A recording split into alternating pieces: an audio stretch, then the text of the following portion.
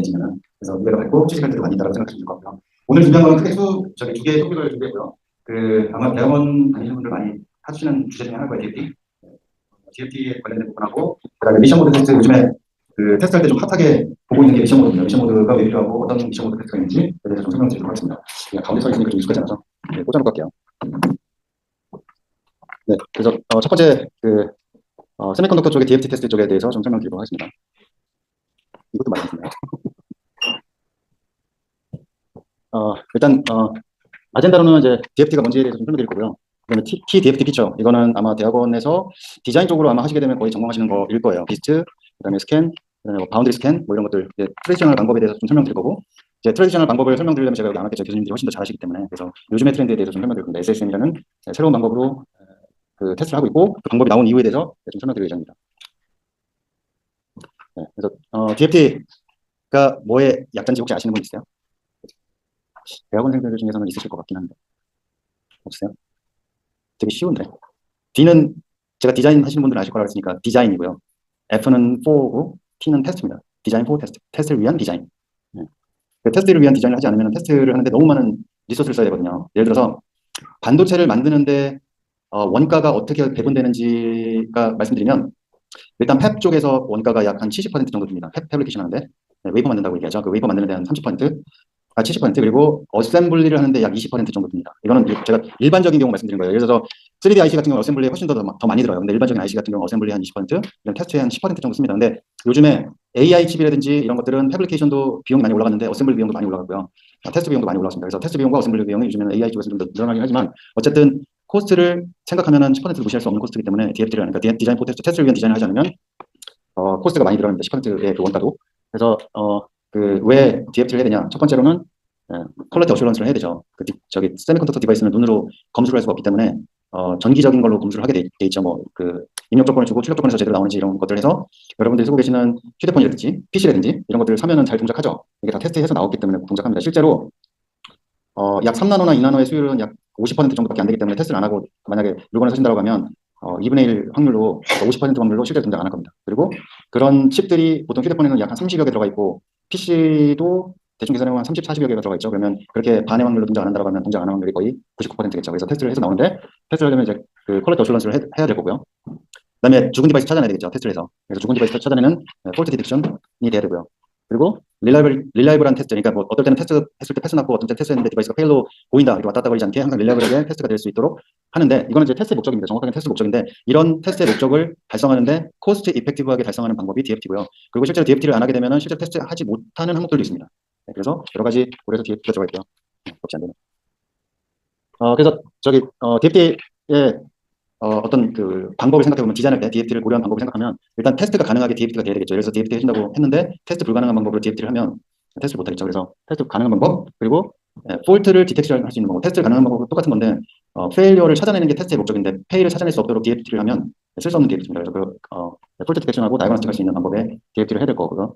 그다음에 코스트를 고려한 DFT를 해야 됩니다. 말씀드렸듯이 예를 들어서 DFT를 안 하면은 예를 들어서 지금 쓰고 계시는 휴대폰 같은 경우에는 아마 동작 주파수가 대체적으로 4에서 4.5기가까지 맥스 동작 주파수로 돼 있을 거예요. 그러면은 정말 테스트할 때 4.5기가로 테스트할 거냐? 그렇게 테스트 안 합니다. 다 DFT 돼 있어서 실제로 동작하는 건 200메가, 400메가로 동작을 하고요. 그래서 200메가로 200메가, 400메가로 동작해도 실제로 안에서 4기가나 4.5기가로 4기가나 4.5기가헤르츠로 동작한다라고 동작하는 걸 개런티할 수 있도록 합니다. 그렇게 돼 있기 때문에 그런 코스트 이펙티브한 부분들도 생각을 해야 되고, 실제로 4기가나 4.5기가로 테스트하려고 그러면은 테스트하는 장비의 가격이 엄청나게 비싸져요. 대학원에 계신 분들은 아마 오실로스코프 오더를 해보셔서 아시겠지만, 오실로스코프를 밴드위스 500메가짜리하고 5기가짜리하고 오더를 해보시면 가격 차이가 엄청나게 많이 나죠. 그래서 그런 부분들 고려해서 DFT가 돼야 됩니다. 그리고 그러면 이제 DFT로 대표적으로 쓰고 있는 것들이 뭐가 있냐, 이제 세 가지를 말씀드린 거고요. 빌트인 셀프 테스트라고 해서 BIST라는 게 있습니다. 그러니까 빌트인 셀프 테스트는 디바이스가 자기 자신을 테스트하는 거예요. 되게 신기하죠. 근데 저 빌트인 셀프 테스트가 정말 많은 부분에서 쓰이고 있어요. 지금 잘 모르고 계시는데, 실제로 테슬라 풀 셀프 드라이빙 하는 그 칩에도 BIST 옵션이 실제로 주행 중에도 들어가게 돼 있습니다. 그러니까 무슨 얘기냐면, 오토노머스 드라이빙 하고 있는데 만약에 칩이 죽어가지고 오토노머스 드라이빙에 갑자기 문제가 생겨요. 아까 제 컴퓨터처럼 프리징돼요. 그러면 사고가 나겠죠. 그래서 두 개의 칩이 있는데 두 개의 칩이 리던던시로 동작을 하면서 한쪽은 동작하고 한쪽은 비스 돌리면서 자기 자신을 체크하고 다시 돌리고 이렇게 전환하게 돼 있습니다. 그래서 자기 자신을 테스트하는 방법인 빌트인 셀프 테스트라는 게 있고요. 그다음에 스캔 체인 사용하는 스캔이라는 방법으로 테스트를 합니다. 너무 많은 플립플롭을 로직 게이트만큼 바꿔가면서 테스트하려면 테스트 시간이 너무 많이 걸리니까 그거를 스캔 체인을 만들어서 각각의 플립플롭을 따로따로 테스트할 수 있도록 만들게 하는 게 스캔 체인입니다. 그리고 바운드 스캔은 스캔 체인하고 좀 비슷한데, 약간 다른 점은 각각의 플립플롭을 테스트하는 게 아니라 각각의 코어들의 인과관계를 테스트해요. 무슨 얘기냐면 A라는 코어가 있고 B라는 코어가 있는데 서로 간에 주고받는 데이터 중에서 문제가 되는 부분이 있는지 테스트하는 게 바운더리 스캔입니다. 질문은 중간중간에 하셔도 되니까 질문하셔도 돼요. 네, 너무. 그래서 이제 비슷하고 스캔하고 네, 바운더리 스캔에 대해서 간단하게 설명드리겠습니다. 이거 사실 대학원 들어가시면 아마 디자인 쪽으로 들어가시면 다 배우시는 내용이에요. 그래서 네, 너무 복잡하게 설명 안 하고 간단하게 설명드리겠습니다. 비스트는 여기 보시면 이 비스트 TPG, CUT, RA, CUT는 코어 언더 테스트의 약자라서 코어죠. 그냥 디바이스고요. TPG하고 RA만 아시면은 하고 컨트롤러만 아시면 거의 다 아시게 된 거예요. 그러니까 뭐 하는 거냐면 TPG에서 임의의 랜덤 벡터를 만듭니다. 랜덤 벡터를 만들어서 디바이스에 줘요. 그러면 이 랜덤 벡터의 결과값이 정해져 있습니다. 0이나 1로 끝나게 돼 있어요. 무조건 그렇게 설계할 때 TPG에서는 모든 데이터가 들어가면 맨 마지막에 나오는 결과는 0이나 1로 되도록 만들어져 있거든요. 그렇게 만들어 놓은 게 빌트인 셀프 테스트입니다. 그러니까 즉 TPG 만드는 게 좀 복잡하겠죠. TPG 만드는 거 예를 넣어놨는데 여기는 x 3승의 플러스 x 2승 플러스 1 형태의 이퀘이션을 쓰는 TPG를 예로 집어넣은 겁니다. 이런 식으로 내가 어떤 조건을 만들어서 어떻게 랜덤 벡터를 만들어서 그거를 집어넣은 다음에 어떻게 테스트하고 맨 마지막 결과는 어떤 값으로 끝난다라는 결과 도출형으로 만들어 놓은 게 비스트라고 보시면 돼요. 그 다음에 스캔은 여기 지금 보신 것처럼 스캔이 없었을 때 트레디셔널 방법은 각각의 플립플롭 만들어 놓고 각각의 플립플롭에 클락 데이터 주고 각각의 플립플롭 데이터 따로 주고 그 데이터 주고 받은 다음에 각각 그 플립플롭의 데이터를 검사하는 형태로 예전에는 진행했어요. 그래서 무슨 문제가 있었냐면 플립플롭의 개수가 많아지고 데이터 양이 그러니까 그 트랜지스터나 모스의 개수가 많아지면 많아질수록 테스트 타임이 기하급수적으로 증가했습니다. 리니어하게 증가하지 않고요. 왜 제가 기하급수적이라고 말씀드리냐면 자, 트랜지스터가 나올 수 있는 데이터가 몇 개 있죠? 두 개 있죠. 0, 1, 두 개. 로직 로우, 로직 하이 두 개밖에 없죠. 근데 그거를 연속으로 달아놓으면 네 개가 나오죠. 연속으로 세 개를 달아면 여덟 개가 나오죠. 이에 승으로 나가죠. 그러면 그거를 다 모든 경우를 스캔을 사용하지 않고 테스트를 한다면 그 로직에 해당하는 모든 테이블을 다 만들어야 돼요. 엄청나게 오래 걸리겠죠. 이에 n승으로 나갑니다. 플립플롭 개수만큼. 그래서 이렇게 테스트는 못하겠다. 좀 줄여야 되겠다고 생각해서 만든 게 이렇게 스캔과 스캔 체인이 연결되고 스캔 체인에 있는 인과 그 다음 인이 연결되고 쉬프트돼서 데이터가 나가고 쉬프트돼서 데이터 나가는 거에 정해져 있는 익스펙티드 데이터들이 정해져 있어요. 아웃풋으로 뭐가 나온다. 그걸 비교해가지고 패스 났는지 페일 났는지 이렇게 테스트하는 방법이 스캔 테스트입니다.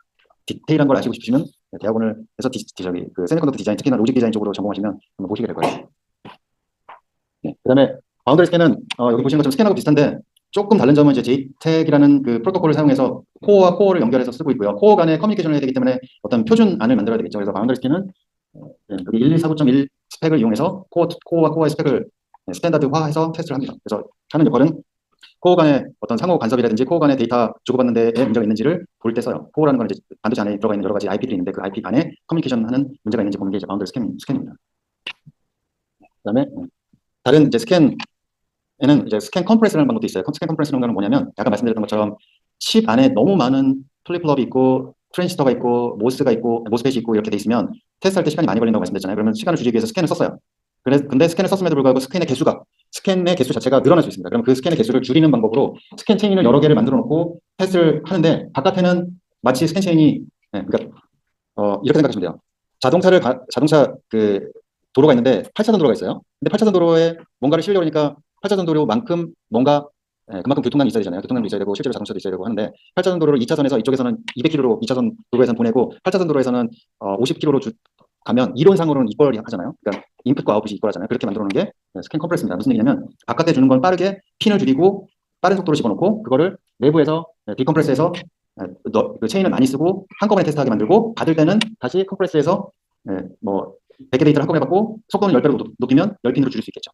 그게 스캔 컴프레스 방법이에요. 이것도 전통적인 방법이니까 아마 뭐 대학원 디자인 쪽 가시면 아마 배우시게 될 겁니다. 이게 왜 제가 설명드리냐면 앞에 있는 DFT를 이해하셔야지 SSN을 이해하기 때문에 잠깐 설명드린 거예요.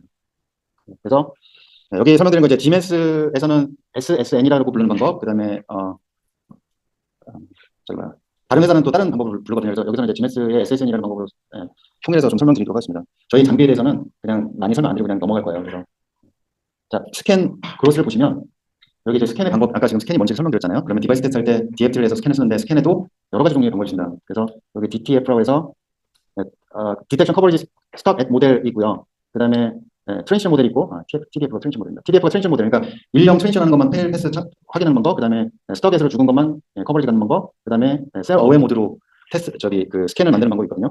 자, 보시면, 내가 트랜지스터의 셀 수가 늘어나면 늘어날수록 실제로 커버리지 자체가 100% 되기가 참 어렵죠. 그죠?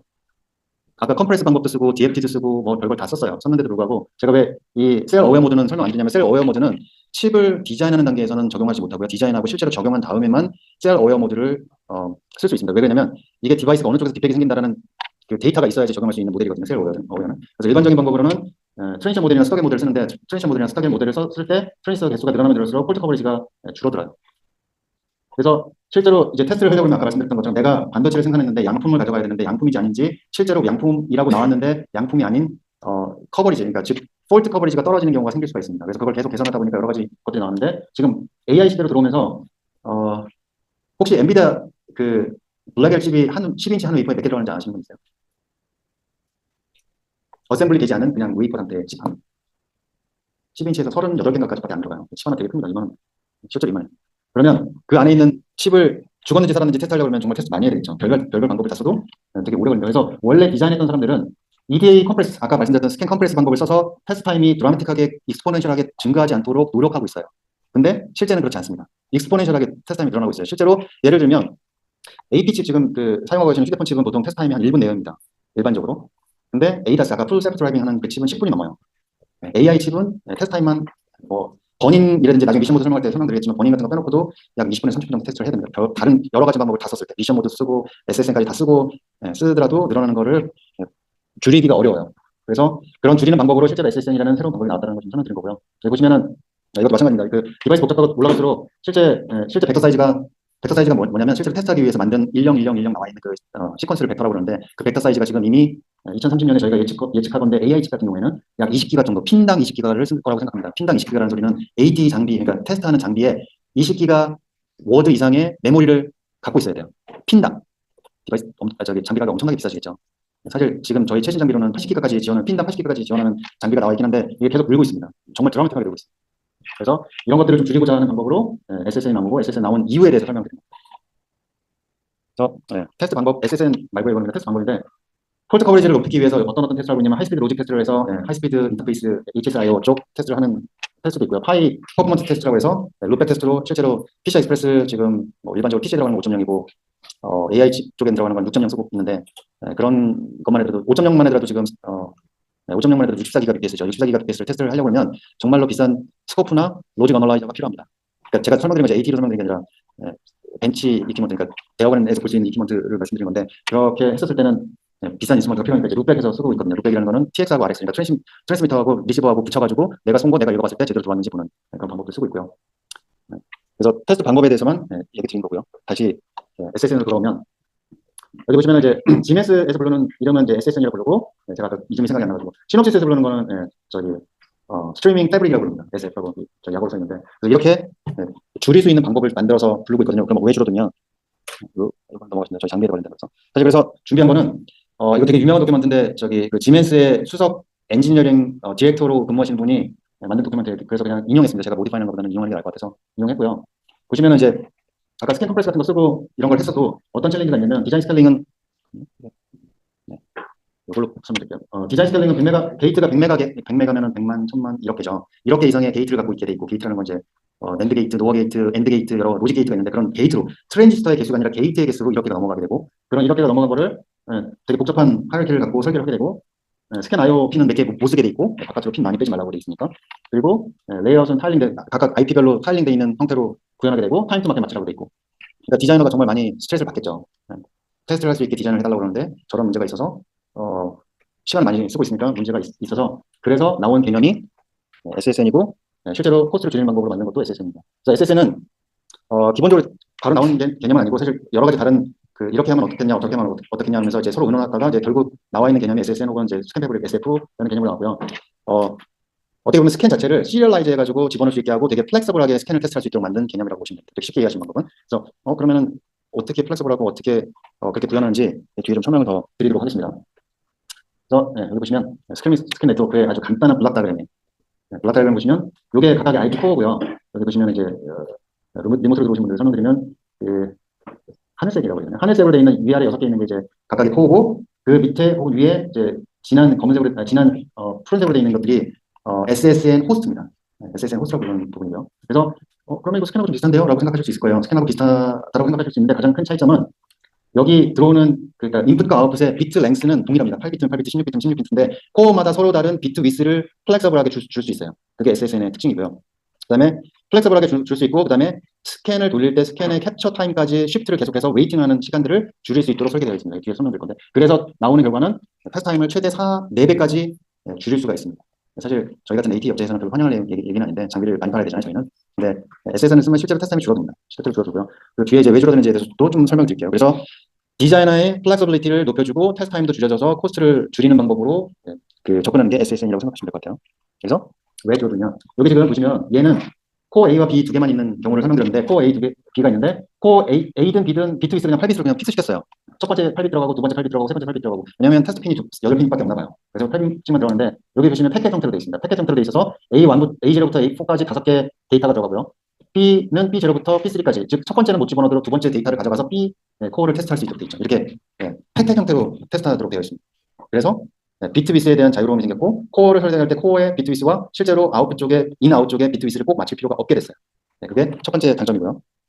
두 번째로는 저렇게 설계하면서 뭘 하냐면, 그 안에 아까 제가 스트리밍 스캔 네트워크 호스트라는 게 있다고 말씀드렸잖아요. 박스 내부는 거. 스트리밍 스캔 호스트에서 뭘 해주냐면, 안에 있는 내용들을 다른 쪽에다 피딩하는 역할을 해주기 때문에, 원래 기존의 스캔 방법을 쓰면 스캔 데이터를 집어넣고 스캔 데이터의 패스페이 결과를 캡처하는 데까지 다른 디바이스들, 다른 코어들은 기다려야 됩니다. 여기 보시면 것처럼 여기 패딩이라고 되어 있는 부분이 기다리는 부분이에요. 다른 제일 긴 코어가 스캔 데이터가 다 시프트 될 때까지 다른 코어들은 기다려야 돼요. 근데 그렇게 안 하도록 SSH가 다 컨트롤해서, 여기 보시는 것처럼 SSN 결과는 서로 다른 데이터가 기다림 없이 스캔과 캡처, 스캔과 캡처, 스캔과 캡처를 이렇게 번갈아서 할 수 있게 되죠. 그래서 여기 보시는 것처럼 테스트 타임 결과는 지금 그 맨 아래쪽에 있는 그래프 보시면, 맨 아래쪽에 그래프가 실제로 파란색 부분이 스캔 부분, 그 주황색 부분이 패딩 부분이에요. 패딩. 그러니까 즉 제일 긴 거를 기다리기 위해서 나머지들이 다 기다리고 있었었는데, 이제 기다림 없이 이렇게 한꺼번에 테스트가 끝나죠. 아까 4배 빨리 끝난다는 얘기가 그래서 그렇습니다. 이 그래프만 봐도 지금 봤을 때 약 2배 이상 그 소요 시간이 줄어들었죠. 그래서 이런 개념으로 SSN이 두 가지, 디자인의 플렉시빌리티, 그다음에 테스트 타임 줄이는 방법, 이런 것들을 위해서 개발된 개념이라고 생각하시면 될 것 같아요. 그리고, 마지막으로 이제 SSN의 다른 기능 중에 하나는 아까 비스트하고 비슷하게 온 칩 컴페어, 그러니까 내가 칩 안에 컴페어를 할 수 있는 기능이 들어가 있습니다. SSH 호스트 안에 내가 데이터를 주고 이 데이터가 정확한 데이터라고 패스페일 결과를 줄 수 있는 기능도 들어가 있어요. 그래서 온칩 컴페어를 쓰게 되면 사실은 이제 좀 더 간단한 장비를 쓰더라도, 복잡하고 비싼 장비를 쓰지 않더라도 디바이스의 패스나 혹은 페일 결과, 그러니까 그런 그 데이터를 얻을 수 있도록 되어 있습니다. 그래서 이 그림은 뭐냐면 SSN을 전체적으로 다 썼을 때는 어떤 걸 할 수 있는지에 대한 그림인데, 일단은 들어오는 거는 64비트, 그러니까 IO가 64개죠. 64개에 200MHz로 동작을 시켜놓고, 그다음에 32비트로 400MHz로 변경시키고, 내부에서. 그리고 나서 여기 컴프레스되어 있는 건 100MHz로 동작시키면서 32bit이 아니라 4배가 되겠죠. 이 안에서는 4배. 그러니까 128비트로 스캔이 동작할 것 같습니다. 그래서 이런 플렉서블한 디자인들이 가능하도록 해준다는 겁니다. 전체적으로 SSN을 썼을 때는. 그래서 여기는 SSN의 그냥 응용인데, 바운더리 스캔처럼 지금 가장 중요한 화두 중에 하나가 2.5D IC, 3D IC를 쓰게 되면서 각각의 칩 간의 어떤 그 테스트를 같이 하고 싶다라고 했을 때도 이렇게 각각 코어 투 코어를 SSN의 SSH, 그러니까 스트리밍 스캔 호스트를 바깥에다 둔 것처럼 만들어 놓고서 각각의 코어 투 코어를 그 SSN 쓴 테스트와 비슷하게 진행할 수 있다는 예제입니다. 실제로 이건 예전에 사실 실제로 구현되고 있는지 안 구현되고 있는지는 저희도 파악이 안 되고 있어요. 왜냐면 2.5D IC, 3D IC가 되면 사실은 이제 테스트를 할 수 있는 이 테스트 포인트를 만드는 것 자체가 되게 챌린지입니다. 그래서 이 부분은 아직 파악 안 되고 있는데, 아이디어는 구현 가능한 아이디어긴 해요. 이것도 같은 맥락에서 1249.10 바운더리 스캔을 SSN으로 구현한 예입니다.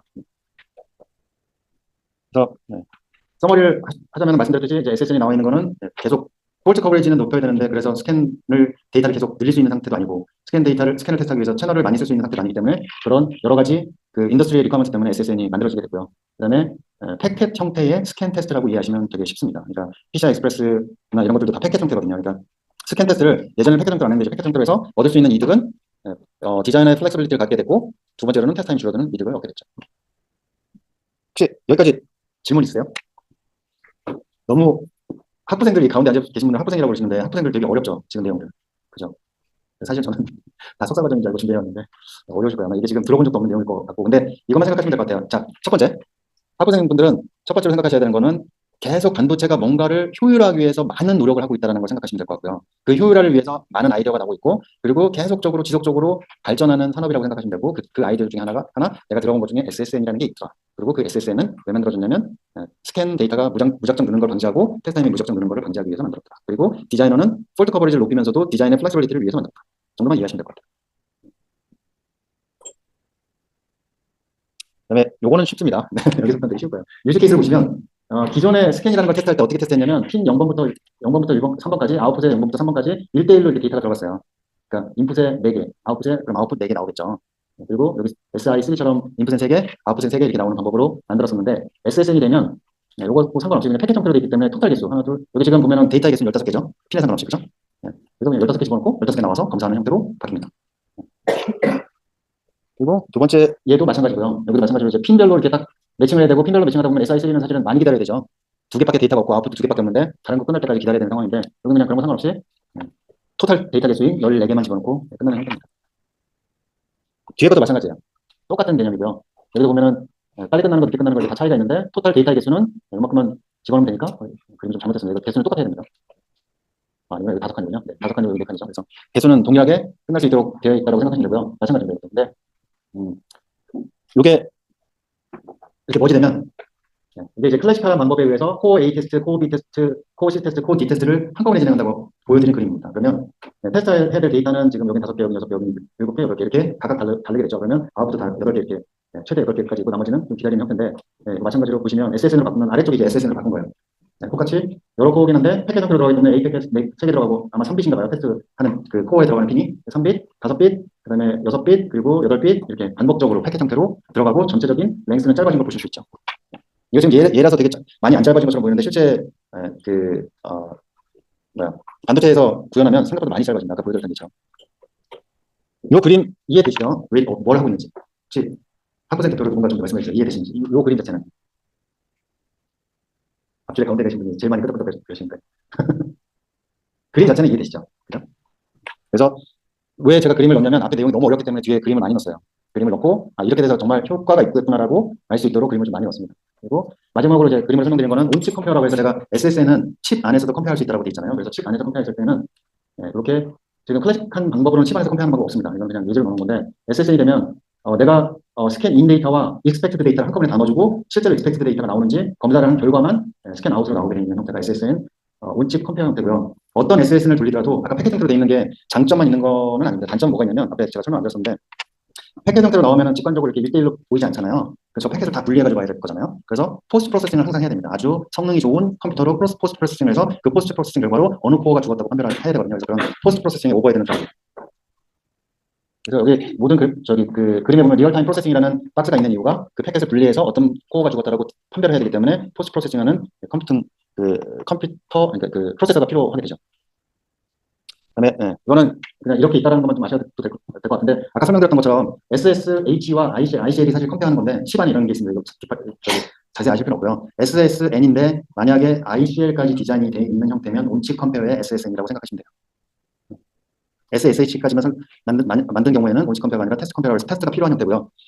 칩 안에서 스캔 데이터를 패스페이 판정할 수 있는 온칩 컴페어를 하겠다고 하면 ICL까지 디자인이 되어야 됩니다. 그래서 이거는 지금 뭐 비슷하고 좀 비슷한 그런 블록 다이어그램이 좀 들어가 있는데 이런 형태로 온칩 컴페어를 구현했다고 보시면 될 것 같아요. 이거는 자세히 설명 안 드릴게요. 너무 앞에 어려워하셔서 자세히 설명 안 드리고 넘어가겠습니다. 그래서 여기까지가 저기 SSN 컨셉에 대해서 좀 설명드린 건데 질문 있으세요?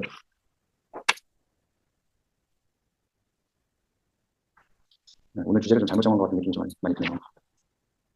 여기는 이제 저희 장비하고 관련된 부분들인데 그냥 넘어가도록 하겠습니다. 넘어가고요. 그리고 아까 말씀드렸던 것처럼 디멘스는 스트리밍 스캔 네트워크라고 부르고 똑같은 컨셉을 시너지스는 스트리밍 패블릭이라고 부릅니다. 그리고 저희 회사는 스캔 네트워크라고 부르고요. 회사마다 부르는 방법만 틀리지 실제로 컨셉이 틀리지 않습니다. 그래서 완전히 똑같은 컨셉인데 부르는 이름만 다르다고 생각하시면 될 것 같습니다. 그래서 여기서 말씀드리고 싶은 거는 이제 여기까지가 이제 아까 2개의 섹션이 있다고 말씀드렸는데 일부 섹션이고요. 일부 섹션에서는 콘클루전은 테스트를 하기 위해서, 그러니까 디바이스를 테스트하기 위해서 테스트를 위한 디자인을 하는 게 DFD고, DFD에는 대표적으로 스캔, 비스트, 바운더리 스캔, 컴프레스, 여러 가지 방법들이 쓰고 있다. 그리고 그렇게 여러 가지 테스트를 하기 위한 디자인을 했음에도 불구하고 너무 많은 데이터가 필요로 해서 테스트 타임도 늘어나고 코스트도 늘어나고 여러 가지 부가적인 문제가 생겨서 SSN이라는 게 생겼고, 디자이너의 디자인 시간도 줄일 수 있도록 하기 위해서 SSN이라는 게 만들었다고 보시면 될 것 같아요. 그래서 만들어진 거고, SSN 썼을 때 실제로 어떤 베네핏이 있는지 제가 그림으로 좀 보여드렸고요. 여기까지가 SSN에 관련된 내용입니다. 혹시 마지막으로 질문하시고 싶으신 분? 사실 제가 조금 걱정했던 부분이 저희 부서에도 제가 이거 세미나를 한번 했었거든요. 어려워했어요. 저희 부서도. 그래서 제가 왜 요약을 해드리냐면 이런 거는 알고 계시면 아마 산업계로 가면, 그러니까 산업계로 가면 특히나 디자인하시거나 테스트하시는 분들은 꼭 맞닥뜨릴 겁니다. 요즘에 최신 트렌드는 SSN으로 설계하는 거예요. SSN을 써서. 왜냐? 너무나 헤비한 디바이스를 테스트하기 위해서 너무나 많은 돈을 쓰고 있어요. 그래서 그리고 디자이너도 SSN을 안 썼을 때 디자인하려면 너무 시간이 많이 걸려요. 그래서 쓰고 있기 때문에 그 정도만, 이 단어 정도는 기억하시면 좋을 것 같아요. SSN이 뭔지. 네. 질문이 없으시면 바로 할까요? 아니면 조금 쉬었다 할까요? 너무 힘들어하는 얼굴 표정이에요. 저녁 시간에 모르는 거 하고 있는데 듣지도 못한 내용을 하고 있고, 그죠? 너무 힘들어 보이는데. 계속 연속으로 해도 돼요? 어때요? 괜찮아요? 기지개 좀 펴고, 뭐 기지개 펴고. 좀, 요번 거는 조금 더 쉬워요. 다행히도. 이거는 테스트를 할 때, 아까 말씀드렸던 것처럼 이제 복잡한 여러 가지 테스트 방법이 있고, 이제 코스트가 늘어나고 있는데, 코스트를 줄이는 것도 한 방법이지만, 내가 어떤 반도체 칩을 샀거나 아니면 어떤 뭐 휴대폰을 사던 PC를 사도 요즘에 정말 가끔씩 한 1000개 중에 한두 개 정도 불량 있죠. 그죠? 그러면 그 불량을 100%, 불량이 없게 0%로 만들기 위해서도 노력하겠죠. 그래서 두 번째는, 앞에는 SSN을 사용해서 폴트 커버리지를 높이는 방법 플러스 코스트를 줄이는 방법에 대해서 설명드렸는데, 여기는 폴트 커버리지만 저기 타겟팅해서 설명드릴 겁니다. 폴트 커버리지를 높여서 결국에는 반도체 칩이 거의 폴트 커버리지가 거의 100% 가깝게 만드는 방법이 어떤 방법, 접근 방법들이 있는지. 그래서 보시면 앞에는 DFD만 설명했는데 이제는 다른 모드인 미션 모드에 대해서 설명을 드릴 거예요. 미션 모드는 들어가기 전에 이해를 돕기 위해서 말씀드리면, 아주 쉽게 설명드리면, 내가 무슨 조작을 했을 때만 어떤 잘못된 현상이 나타나요. 아까 방금 전에 제가 어떤 폴더에 들어갈 때만 잠겨가지고 안 들어가졌었거든요. 그래서 제가 회사에 리모트 들어가가지고 긴급하게 메일 보내가지고 지금 시작한 겁니다. 근데 그런 어떤 특정한 이벤트에서만 그 폴트가 발생하더라 라고 했었을 때, 그 폴트를 실제로 폴트 모델링 해가지고 테스트에 적용해서 디텍트 하려고 하면 정말 오랜 시간이 걸립니다. 정말 오랜 시간이라는 게 뭐 때문에 발생하는지 그 분석을 다 해야 되고요. 그 분석한 다음에 어떤 부분을 어떻게 테스트를 해야지 이거를 테스트한 결과로 문제가 없게 만드는지를 분석을 해야 되는데, 아마 갖고 계시는 대학교에 있는 갖고 계시는 컴퓨터에서 가장 좋은 것으로 몇 주가 걸립니다. 몇 주. 그 시뮬레이션 모델 러닝하는 거면. 그래서 시간이 정말 많이 걸리는데, 그거를 그렇게 안 하고, 그러면 내가 휴대폰을 샀는데 왼쪽 구석에 터치를 하고 무슨 아이콘을 클릭했을 때만 이 현상이 발생해요 라고 하면, 그걸 똑같이 지원해서 테스트하는 방법이 미션 모드 테스트라고 보시면 돼요. 쉽게 얘기하시면. 그래서 설명드린 내용은 미션 모드 테스트가 뭔지 설명드릴 거고요. 어떤 종류의 미션 모드가 있는지, 그리고 왜 필요한지, 그리고 그런 미션 모드를 테스트함으로 인해서 얻는 이득에 대해서 설명드릴 겁니다. 보시면 미션 모드 테스트하는 이유, 앞에 설명드린 내용이에요. 폴트 커버리지를 얼마큼 높일 수 있는지가 가장 중요한 부분이기 때문에 폴트 커버리지를 높이기 위해서 미션 모드 테스트를 합니다. 그리고 미션 모드 테스트할 때 다른 거는 시뮬레이션 모델에 의해서 폴트를 만들었을 때 그 시뮬레이션 모델을 적용할 수 있도록 하는 것도 목적이고요. 무슨 얘기냐면, 나중에 디자인하시다 보시면 랩에서 디자인하고 그 랩 디자인되어 있는 거를 실제로 가져가가지고, 이제 실제 과정이니까 시뮬레이션 모델을 돌려봐서 시뮬레이션 모델에서 페일 나는지 안 나는지 보시게 될 거예요. 그러면 실제로 그런 것들을 똑같은 과정에서 정말 실제 칩에서 페일이 나는지 안 나는지 이런 걸 테스트할 수 있도록 하는 것도 미션 모드의 목적입니다. 그리고 중요한 것 중에 하나는, 요즘에 칩 보면은 라이프타임 개런티라고 나와 있는 칩들도 있고, 리미티드 라이프타임 개런티라고 되어 있는 것들도 있어요. 그런 거 보면은 이 칩에 대한 자신감이 있는 거거든요. 그런 거를 하려고 하면 적어도 이 칩이 사용하는 도중에 죽는 경우는 없어야 되겠죠. 그러면 그런 걸 어떻게 테스트할지도 미션 모드에서 테스트합니다. 미션 모드를 테스트를 어떻게 하냐면, 뒤에 미션 모드가 되게 큰 범위거든요. 큰 범위라서 미리 죽여요. 죽을 상황을 미리 만들어서 죽이는 것도 미션 모드의 하나의 목적입니다. 그래서 스탠더드 테스트 방법으로 보시면, 앞에 뭐 DFT라든지 이런 거 설명드린 것처럼 이제 트래디셔널 테스팅 방법이 있고요. 미션 모드 테스팅 방법이 있고, 폴트 디텍션 모델로 테스팅하는 방법이 있습니다. 뭐 세 가지 종류 있다는 것 정도만 기억하시면 될 것 같고요. 그다음에 미션 모드 테스팅을 하는 목적은 디자인 제대로 되어 있는지 확인하는 목적도 있고요. 무슨 얘기냐면, 디자인돼서 탭 아웃되어 있으면 미션 모드로 실제로 요즘에 뭘 하냐면, 칩 나오면 AI 칩이라든지 ADAS 칩이 있으면 그 칩에 실제로 구현할 어플리케이션을 C++ 코딩이라든지 아니면 C# 뭐 자바 이런 걸로 만든 거 있으면 그 맞는 거 올려가지고 테스팅 해봅니다. 그것도 미션 모드 테스트예요.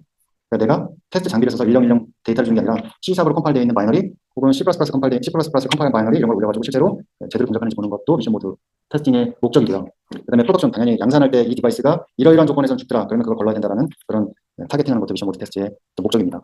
그리고 그다음에 여기 이제 맨 마지막에 나와 있는 건 이제 라이프타임 워런티에 관련된 건데, 라이프타임 워런티를 하려면 죽일 수 있는 조건들을 만들어서 미리 죽여야 되겠죠. 그런 것들도 미션 모드 테스트입니다. 뒤에 제가 자세히 설명 안 드릴 건데, 버닌 테스트라고 해서 반도체를 일부러 최대 디바이스가 견딜 수 있는 스트레스 조건, 템포 스트레스 조건, 전기적인 스트레스 조건, 그러니까 온도 스트레스 조건, 전기적인 스트레스 조건을 일부러 줘서 미리 죽이는 걸 하거든요. 버닌이라고 하는데, 그 버닌도 이제 그 어떤 디바이스가 동작 조건에 죽는 걸 방지하기 위해서 넣더라고 보시면 될 것 같습니다. 이쪽에서 하는 게 나을 것 같아요. 제가 목을 계속 돌려가면서 하니까 이쪽이 나오네요. 그래서 이렇게 그 목적이고요. 그러면 미션 모드 테스팅이 왜 필요하냐면, 제가 나중에 서머리를 좀 말씀드리긴 하겠는데, 앞에 DFT 말씀드렸던 것도 테스트에 관련된 디자인 테스트, 그러니까 폴트 커버리지 높이고 한 방법에 대해서 설명드렸고, 그 방법 중에 요즘에 트렌드 SS에 설명드린 거고, 지금 설명드린 걸 말씀드렸던 것과 마찬가지로 폴트 커버리지를 얼마큼 높이고 얼마큼 라이프타임 개런티를 할 건지를 말씀드리고 있다고 생각하면 돼요. 이게 연속적입니다. 그래서 여기 앞에 말씀드린 것처럼 그 미션 모드 테스트 자체가 목적은 리얼 월드의 조건들을 이쪽에다 적용을 해서, 그 디바이스에 적용을 해서 실제로 그 디바이스의 페일을 발생시키는 목적. 그러니까 페일을 왜 발생하냐? 결국엔 문제가 있는 디바이스를 완벽하게 걸러내기 위해서 페일 발생을 시키겠죠. 그래서 그런 형태로 미션 모드 테스트를 하고 있다고 생각하시면 되고요. 네. 미션 모드 테스트는 크게 세 가지 정도로 말씀드리시는데 미션 모드 형태의 테스트가 있고요. 무슨 얘기를 아까 말씀드렸듯이 C++나 C샵이나 이런 바이너리로 컴파일러 있는 거 그대로 장비에 올려서 테스트하는 게 아니라 PC를 통해서 혹은 AT 장비를 통해서 혹은 시스템 레벨 테스트 장비를 통해서 테스트하는 미션 모드 테스팅이 있고 그다음에 그러니까 간헐적으로 생기는 페일이 있어요. 아까 찾기 되게 힘들다는 그런 간헐적인 페일이요. 이런 조건에서 발생합니다. 이런 간헐적인 페일러를 찾아내는 목적도 있고 필드 페일러를 걸러내는 목적도 있습니다. 그래서 이걸 보시면 조금 더 이해하기 쉬운 게 DC 테스트라고 이제 파라메트릭 테스트라고 해서 이제 그 볼테이지 레벨 주고 커런트를 있는다든지 커런트를 주고 볼테이지 레벨을 있는다든지 이런 DC 테스트의 폴트 커버리지는 보통 일반적으로 10% 20%는 안 됩니다. 폴트 커버리지가 몇 %고요. 내가 죽은 디바이스를 찾아내는데 잘 못 찾죠. 디스 돌리면 평균적으로 약 50% 내외입니다. 그러니까 죽은 디바이스 반밖에 못 찾잖아요. 스캔이라는 거 아까 말씀드렸던 스캔을 돌리면 일반적으로 85에서 98% 정도 수준인데 이 스캔으로 만약에 98% 수준으로 폴트 커버리지 98% 수준으로 스캔을 만들려고 하면 95% 이후부터는 거의 테스트 타임이나 벡터의 양이 1% 올리는 데마다 2배씩 올라갑니다. 그러니까 95%에서 96% 만드는데 타임도 2배, 벡터 사이즈도 2배. 96에서 97로 가는데 96 대비 2배. 그러면 그게 익스포넨셜로 나가면 99% 만드는데 이게 4승계, 16배 이상 사이즈가 커지겠죠. 타임도 늘어나고 그래서 그런 문제가 있습니다. 그래서 생각한 게 뭐냐면 미션 모드라는 걸 생각한 거예요. 이거 그러면 페일이 나는 모드가 특별한 게 있더라. 혹은 이렇게 하니까 빨리 페일이 나더라. 그런 조건을 만들어서 테스트를 해보자라고 하는 게 미션 모드 테스트입니다. 그래서 보시면 이제 미션 모드 테스트는 여기 되게 브로드한 개념이거든요. 미션 모드 테스트가. 그래서 미션 모드 테스트의 대표적인 게 시스템 레벨 테스트. 시스템 레벨 테스트 뭐냐면 칩을 넣고 이렇게 생각하시면 돼요. 시스템 레벨 테스트 되게 쉽게 이해하는 방법은 PC를 사셨어요. 램이 불량인 것 같아. 그러면 어떻게 해보시죠? 일반적으로 PC를 샀어요. 근데 조립하실 줄 아는 분이 램이 불량인 것 같으면 뭘 하세요? 램 바꿔보죠. 그죠? 다른 거 넣었는데 잘 동작하면 그 램 불량 맞죠? 그죠? 그래서 그냥 어떤 PC처럼 그런 환경을 만들어 놓고 컴포넌트를 위에 올려요. 그리고 죽는지 안 죽는지 확인하는 게 SLT, 시스템 레벨 테스트입니다. 그리고 BIOS 있는 버닝이거든요, 버닝. 아까 라이프타임 개런티를 해야 되는데 미리 조건을 줘서 스트레스를 줘가지고 미리 죽인다라고 말씀드렸던 게 버닝입니다. 그러니까 반도체 사이클에 맞춰서 어떤 디바이스는 95도까지 견디고 어떤 디바이스는 150도까지 견디고 어떤 디바이스는 135도, 125도 다 달라요. 일반적으로 오토모티브는 150도에서 185도까지 견뎌야 되고 CPU 계열은 보통 한 195도에서 100도 사이, 105도 사이 이렇게 되어 있는데 이 버닝 조건은 그보다 높은 온도로 실제로 페일이 발생할 수 있는 조건을 미리 줍니다. 사실 이거 좀 더 복잡한 건데 반도체 6커브라고 있는데 그 부분은 말씀 안 드릴게요. 근데 어쨌든 조건상으로 미리 페일이 발생할 수 있는 온도 조건 그래서 이 디바이스는 100도까지밖에 못 견디는데 125도에서 베이크를 3시간 한 이후에 베이크를 3시간 하는데 계속 그 3시간 하는 동안에 스트레스 테스트를 계속 줘요. 그럼 이 디바이스는 내가 견딜 수 있는 조건보다 더 높은 온도, 더 높은 볼테이지로 돌려서 그 스트레스 테스트를 한 거죠. 그걸 통과하면 일반적으로 그 테스트를 통과했을 때는 보통 5년이면 5년, 10년이면 10년 이상 견딜 수 있다고 판단합니다. 그것도 미션 모드 테스트예요. 네, 그런 테스트가 있고요. 그다음에 이제 그 미션 모드 테스트 말고도 풀 IO의 풀 스피드 풀 스피드 테스트. 예를 들어서 이 IO가 6기가짜리 IO, 6기가헤르츠 IO면 6기가헤르츠로 동작해서 실제로 동작하는지 안 하는지 모든 모드를 테스트하는 그런 풀 IO 모드도 있고요. 그런 여러 가지 이 전체를 다 미션 모드 테스트라고 부릅니다. 그러니까 제가 설명드리기가 되게 난해한 것 중에 하나가 미션 모드 테스트가 되게 브로드해요. 근데 목적은 하나입니다. 폴트 커버리지를 높이는 게 목적이에요. 어떻게 하면 죽은 디바이스를 빨리 찾아내서 죽일 수 있습니다. 죽이거나 걸러낼 수 있습니다. 그래서 이런 것들이 미션 모드 테스트라고 보시면 될 것 같습니다. 그래서 아까 보여드렸던 것처럼 시스템 레벨 테스트, 미션 모드 테스트 중에 하나인 시스템 레벨 테스트는 이렇게 생각하시면